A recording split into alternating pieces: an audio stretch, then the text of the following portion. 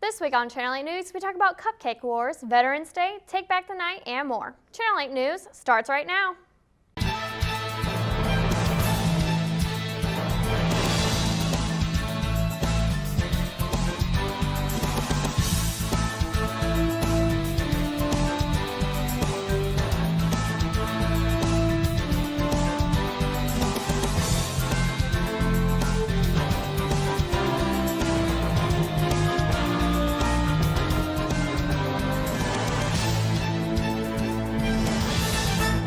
Thank you for tuning into Channel 8 News. I'm Anastasia Tuttle. And I'm Alex Sanchez.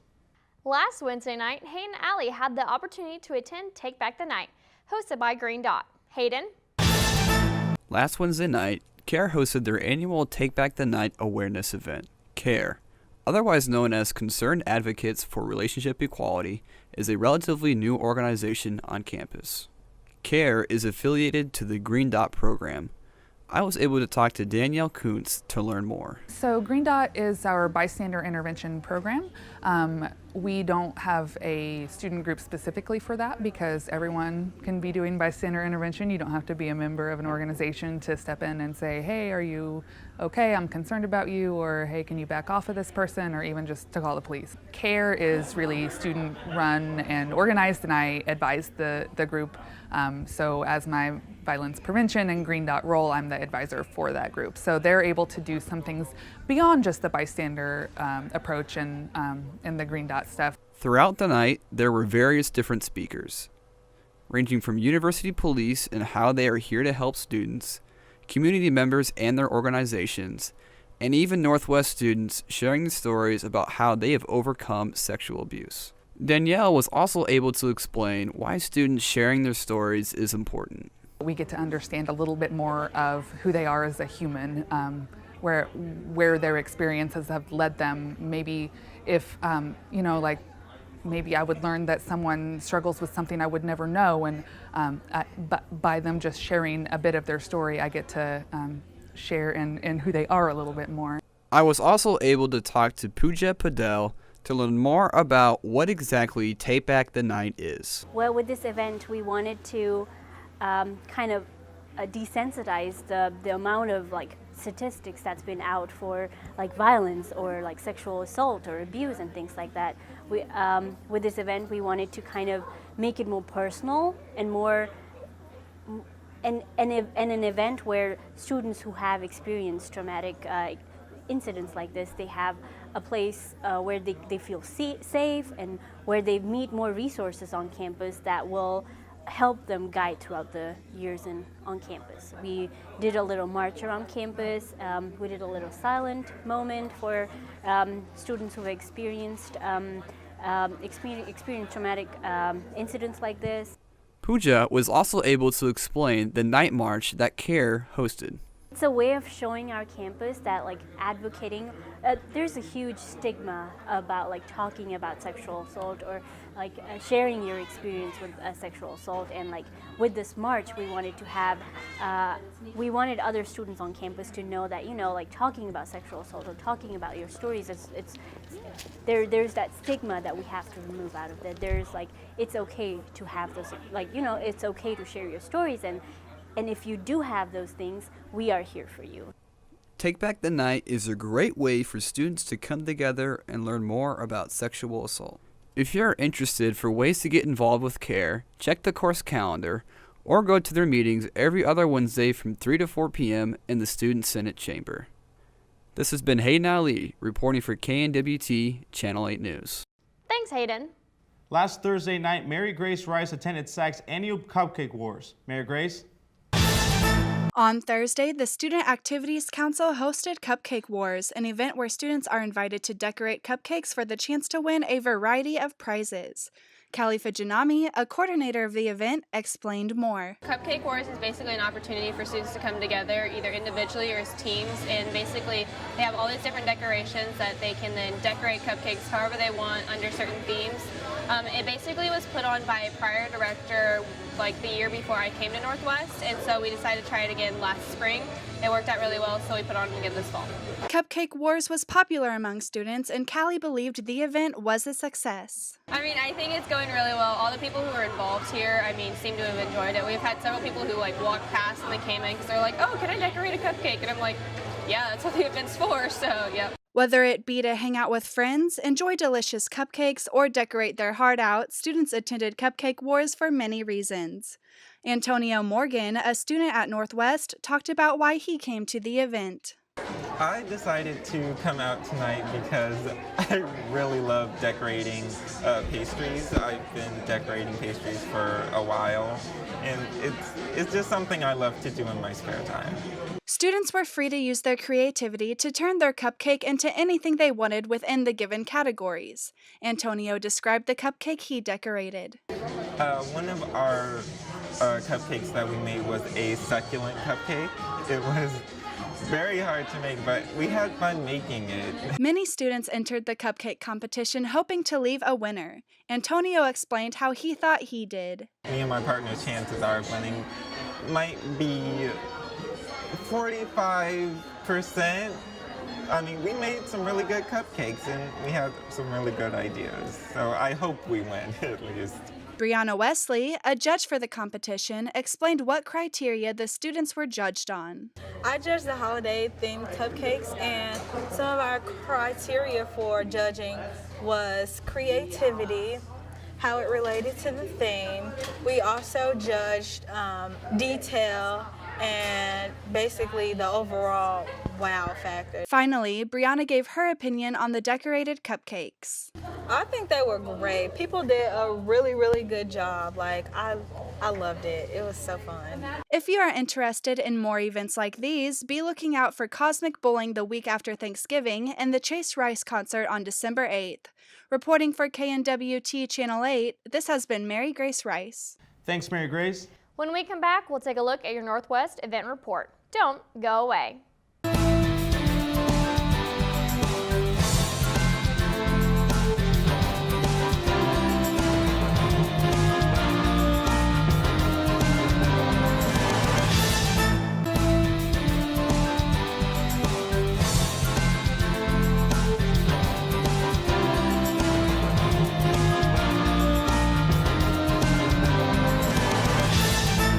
Welcome back to Channel 8 News. I'm Anastasia Tuttle. And I'm Alex Sanchez, and this is your Northwest Event Report. This week is International Education Week. This week encourages students to understand living and working in a global environment.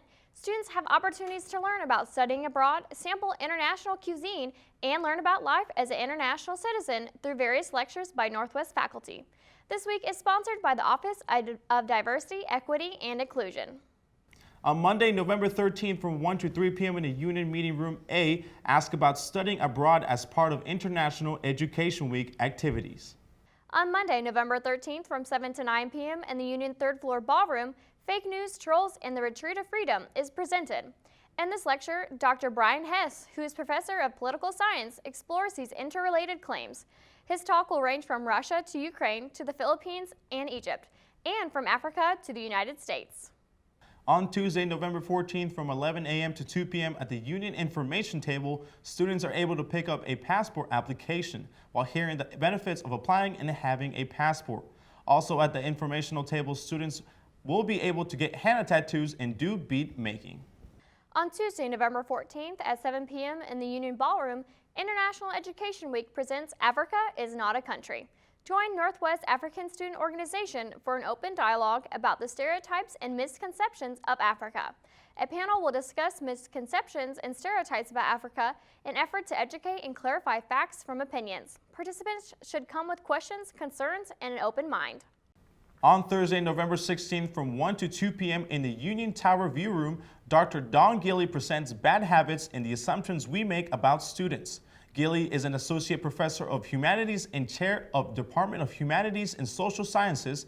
She is hosting an open discussion about the assumptions faculty sometimes make about students, especially international students, and strategies for getting out of the habit of making such assumptions.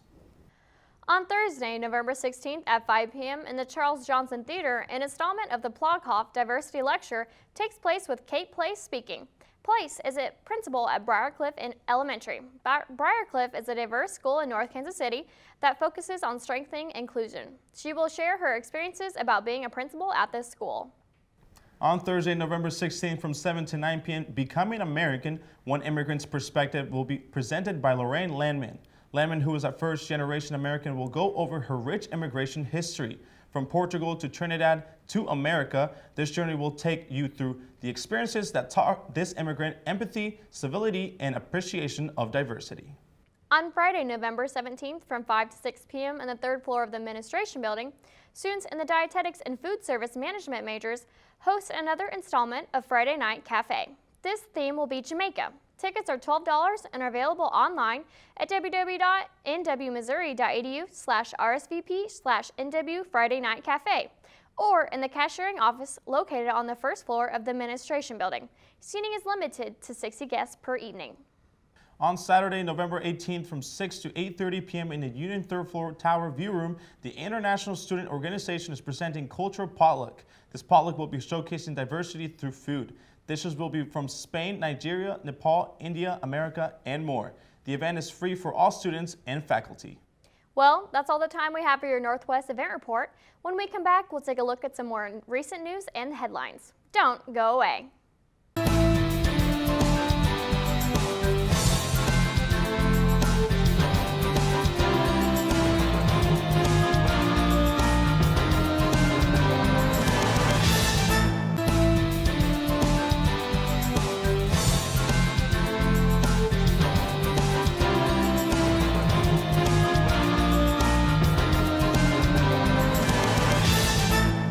Welcome back to Channel 8 News. I'm Anastasia Tuttle. And I'm Alex Sanchez. Last year's seasonal flu vaccine effectiveness was just estimated at 42%, even if vaccinated people had inadequate protection against the flu. This limited effectiveness was due to a mutation that occurred in the influenza vaccine strain. This vaccine mutation resulted from an egg-based manufacturing process commonly used today. This year's flu vaccine may be also imperfect, said author of the new study, Scott Hensley. He said this could end up being a pretty bad flu season. Our best protection against severe illness is getting vaccinated with the flu shot, even with some minor complications. Trump's political future is, of course, deeply uncertain and could well depend on the results of Special Counsel Robert Mueller's investigation and whether Democrats can retake the House in next year's midterm elections. But the hurdles of a 2020 primary challenge are vivid when considering a recent Washington Post poll found that 91% of Trump voters say they vote for him again. That means the idea of another Republican dislodging Trump in the 2020 primary remains, for now, a liberal fantasy. Although several bundlers who raised money for now GOP candidates in the 2016 cycle said there is little appetite among donors right now for supporting a Trump challenger. And one donor put it doesn't even rise to the level of discussion. A Republican strategist who opposed Trump in 2016 noted that most donors view a Trump primary challenge as a kamikaze mission and one that would just allow a Democrat to win. The Democratic Party is back, my friends! An anti-Trump wave fueling a big Democratic sweep, including the hotly contested governor's race in Virginia. The state's Democratic Lieutenant Governor Ralph Northam crushing Republican Ed Gillespie by 9 points in a race that was expected to be close. Virginia has told us to end the divisiveness, that we will not condone hatred and bigotry, and to end the politics that have torn this country apart. President Trump blaming Gillespie for the loss, accusing him of not embracing him and what he stands for. But exit polls show that President Trump is deeply unpopular, with twice as many Virginia voters who say Trump was a factor in their decision, saying they came out to oppose the president rather than to support him. You have sent a message across the globe to South Korea. Donald Trump, you don't stand for our values.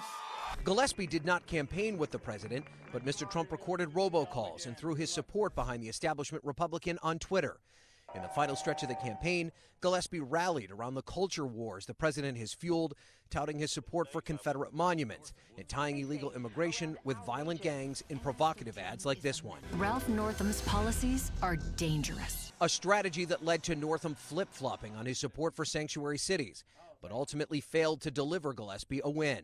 Democrats also making significant gains in Virginia's House of Delegates, possibly forcing a number of recounts that could shift control of the chamber to Democrats for the first time in almost 20 years. With Donald Trump in the White House and Steve Bannon holding Republicans in Congress hostage, governors will have never mattered more. In New Jersey, Democrat Phil Murphy easily defeating the state's Republican Lieutenant Governor Kim Guadagno, who struggled to overcome the unpopularity of her boss, Governor Chris Christie. Hotly contested mayoral races in Manchester, New Hampshire, and Charlotte, North Carolina, also breaking in the Democrats' favor. The blue wave extending to a number of social and cultural issues as well. Virginia Democrat Danica Roem making history, becoming the first openly transgender person elected and seated in a state legislature, defeating a social conservative who sponsored a bill that would have restricted which bathroom she could use. To every person who's ever been singled out, this one's for you. And first-time politician Chris Hurst, the boyfriend of a reporter shot and killed on live TV in 2015, also elected in Virginia, upsetting a three-time Republican incumbent backed by the NRA. On Sunday, November 5th, a gunman stepped into a church in Sutherland Springs, Texas, and opened fire. 24 were left dead, including an unborn child. Now the gunman is dead since the massacre happened, and we have learned new facts about the gunman's past that should have set off more red flags. Our CNN affiliate, Diane Gallagher, has the story. Months before pleading guilty to assaulting his ex-wife and infant stepson in 2012, Texas church killer Devin Kelley briefly escaped from this New Mexico mental health facility. A police report shows that while stationed at Holloman Air Force Base, Kelley was institutionalized for attempting to carry out death threats on his commanding officers and had been caught trying to sneak guns onto the base. Now, officers searching for Kelley were advised that he, quote, suffered from mental disorders and was a threat to himself and others. Separate court documents show that Kelley was investigated for sexual assault and rape the following year, but charges were never filed. He did not want him at his church. Why not? He said because he just thought that he was not a good person to be around. Authorities say Kelley was familiar with the First Baptist Church in Sutherland Springs and attended activities there before carrying out the largest mass shooting in Texas state history. When the first call came in, the Wilson County Sheriff's Office arrived within four minutes. I can tell you 4 minutes is a long time during an active shooter situation. Investigators now hitting a roadblock, telling reporters that they have been unable to access the shooter's cell phone. But his online presence offering clues into his mindset ahead of the massacre. Friends say that Kelley started going after them online in recent months. Picking on a lot of other students, picked on me for losing weight. Also just, anti-God, preaching his beliefs of atheism, lots of gun violence videos. Kelley also posting this picture of a rifle similar to the one used to carry out the attack. Everybody's going to die. That's what he said. Survivor Roseanne Solis recounting her harrowing story to CNN. The bullets passing me like that, and I could see it on the carpet. I said, if I don't move from here, I'm going to die. Solis explaining how she took cover under a church pew as the gunman unloaded, shooting her left shoulder. What did you see when you got up? Blood, dead people, dead bodies, dead children all over the place, outside. People screaming, looking for each other. Just terrible. Around the world, most children can be found running across playgrounds or skipping up and down stairs with ease. Yet the children with cerebral palsy, a group of neurological disorders that affect the ability to move, simply walking can be difficult, and some with cerebral palsy might not be able to walk at all. Now a team of researchers from the National Institute of Health and Clinical Center of the United States has created a robotic exoskeleton that could help many of these children walk easier. Over a period of about 8 to 12 weeks, each child was tested in the exoskeleton and practices walking with the technology in a lab across the floor and on a treadmill during 6 visits with the researchers. The study showed as the children walk across the floor, the exoskeleton reduced crouch by changing the posture and assisting the extension of their knees. The researchers said that after the study is completed, we will be hopefully seeing more exoskeletons in the future. Well, that's all the time we have for this week. For more information on stories that matter to you, like us on Facebook at /Watch Channel 8 News or follow us on Twitter at KNWT 8 News. The KXTV Bearcat Coaches Show is up next. From all of us here at Channel 8 News, I'm Anastasia Tuttle. And I'm Alex Sanchez. Have a good night.